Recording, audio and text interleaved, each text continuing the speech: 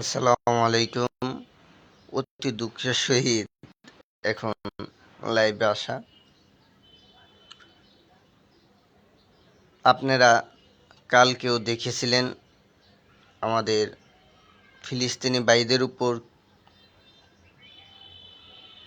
Israeli খুনি বাহিনী কীভাবে বর্বর নির্যাতন করে আমাদের মা ও শিশুদেরকে হত্যা করেছে, মিসাইল মারতেছে এবং বিভিন্নভাবে ড্রোন দিয়ে দেখে দেখে মিসাইল মারতেছে। আর আমাদের যারা মুসলিম দেশগুলো আছে, শুধু ইরান ছাড়া, তাদেরকে বলছি, ইরান ছাড়া যে মুসলমান দেশ আছে, সৌদি আরব, মিশর, কুয়েত, কাতার, মুসলিম পরাশক্তি দেশ পাকিস্তান, শুনতে কষ্ট লাগলো এটাও সত্য, তুরস্ক, তাদের এখনও কোনো খোঁজখবর পাইনি। আমি মুসলমান হিসেবে আমি লজ্জিত। আমি মুসলমান হিসেবে, মুসলিম জাতি হিসেবে আমি লজ্জিত, আমার দেশ লজ্জিত, আমরা জাতি হিসাবে আমরা লজ্জিত যে আমরা মুসলমান হয়েও আমরা ফিলিস্তিন ভাইদের পাশে দাঁড়াতে পারিনি। আমেরিকার মতো একটা দেশ, Chicago, New York, Los Angeles, Boston এর মতো শহরগুলোতে খ্রিস্টান ভাইরা নেমে পড়েছে আন্দোলনে। মুসলিমদের উপর কী কারণে এই ফিলিস্তিনি ভাইদের উপর বর্বর নির্যাতন চলছে।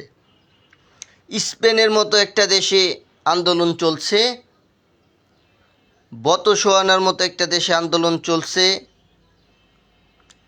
ইউকের মতো একটা দেশে আন্দোলন চলছে, যেই দেশগুলো খ্রিস্টানদের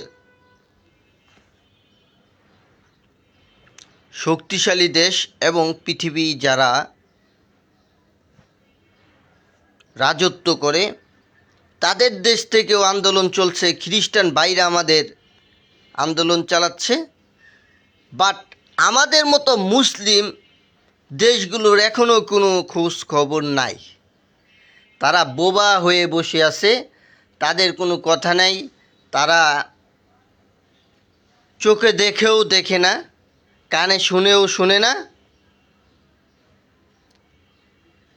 তো এর চেয়ে লজ্জাজনক মুসলমানদের জন্য আর কিছুই হতে পারে না।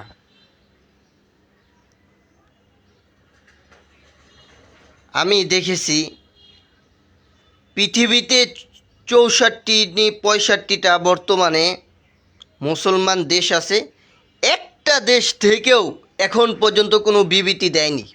হ্যাঁ, আমরা সাধারণ জনগণ, সাধারণ মুসলমান হিসেবে আমরা প্রতিবাদ জানাচ্ছি, কিন্তু দেশের যারা প্রধান আছে তাদের একজন থেকেও এখনও কোনো প্রতিবাদ জানানো হয়নি। যেই সময় গাদ্দাফি ছিলেন, মিশরের গাদ্দাফি ছিলেন, সাদ্দাম হোসেন ছিলেন, বিন রাসেল, ওসামা বিন লাদেন ছিলেন, ওই সময় এই আমেরিকা সহ যারা ইসরায়েলি বাহিনী আসলো তারা কোনো সময় সাহস করে নাই আমাদের উপর, ফিলিস্তিনি ভাইদের উপর হামলা করার বা সিরিয়া এবং আফগানিস্তানি ভাইদের উপর হামলা করার। একবার হলেও চিন্তা করেছেন যে আমরা কার উপর হামলা করতেছি। কিন্তু বর্তমানে দেখেন, এমন একজন মুসলিম লিডার নেই যার নেতৃত্বে আমরা শক্তিশালী হয়ে উঠব। যাই হোক, আমাদের ফিলিস্তিনি ভাইরা ছোট্ট ছোট্ট শিশুদের মরদেহ পড়ে আছে এখানে সেখানে, তারপরে হাড্ডিগুলো তাদের পড়ে আছে এখানে সেখানে। শুনতে কষ্ট হলেও এটাই সত্য। কিন্তু যারা মুসলিম লিডার তাদের কোনো মাথা ব্যথা নেই, কি হচ্ছে না হচ্ছে তাদের দরকার নেই, তারা তাদেরকে নিয়ে চিন্তায় আছে। আমি আবার আমার যারা আমার এই লাইভ ভিডিওটা দেখছেন তাদের উদ্দেশ্যে বলবো, আপনারও দরকার নেই এই ভিডিওটা শেয়ার করার দরকার নেই। তো দরকার কিসের? আমরা মুসলিম হিসেবে আমরা লজ্জিত, আমরা মুসলিম হিসেবে আমাদের চোখ কান নেই যে আমরা প্রতিবাদটা ছড়িয়ে দিব, এটা আমাদের দরকার নেই। আমাকে অনেকজনে বিভিন্ন মন্তব্য করতে পারেন, কিন্তু এটাই সত্য, এই ভিডিওটা কেউ শেয়ার করে না, প্রতিবাদ জিনিস কেউ শেয়ার করে না। তো আমি যেটা বলতে চাচ্ছি একটাই কথা, আমরা মুসলমান হিসেবে আমরা লজ্জিত যে ফিলিস্তিনি ভাইদের পাশে দাঁড়াতে পারি না। আমরা মুসলমান হিসেবে আমরা লজ্জিত। খ্রিস্টান দেশগুলো আজকে আন্দোলন করতেছে, একটা ফুটবল দল লেস্টেক ক্লাব, ওই ফুটবল দল সরাসরি আমাদের ফিলিস্তিনি ভাইদের পাশে দাঁড়াইতেছে, যে পাশে দাঁড়িয়ে তাদেরকে সাপোর্ট করতেছে, এটাই অনেক কিছু।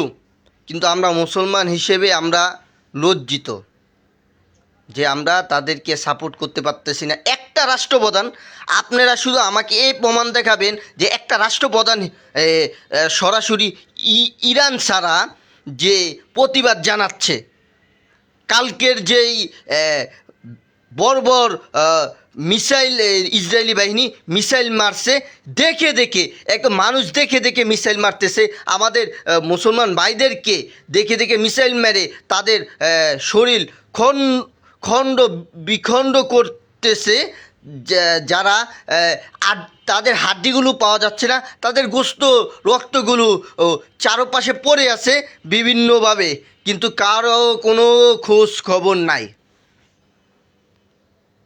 তো এই হিসাবে আমি একটা কথাই বলবো, সৌদি আরবের মতো একটা দেশ, যে দেশে আমাদের নবী রসুল সাল্লাল্লাহু আলাইহি সাল্লাম জন্মগ্রহণ করেছে, ওই সৌদি আরবের যুবরাজ সালমান,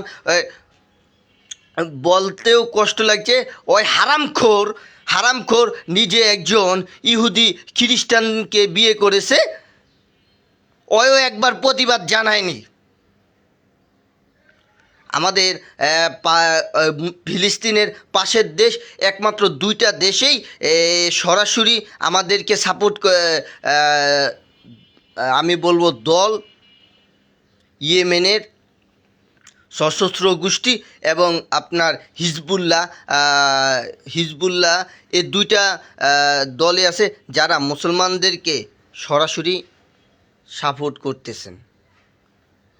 কিন্তু আমরা মুসলমানরা শুধু ভিডিও করি আর প্রতিবাদ জানাচ্ছি, কিন্তু আমরা সাধারণ জনগণ সরকারকে কেন হুমকি দিচ্ছি না, সরকার উপর কেন আমরা জোর দিচ্ছি না, কী কারণে তারা প্রতিবাদ জানাচ্ছে না? আমার এই প্রশ্নটা রইল, আপনারা যারা ভিউয়ার্স আসছেন তারা এই প্রশ্ন জবাব দিবেন।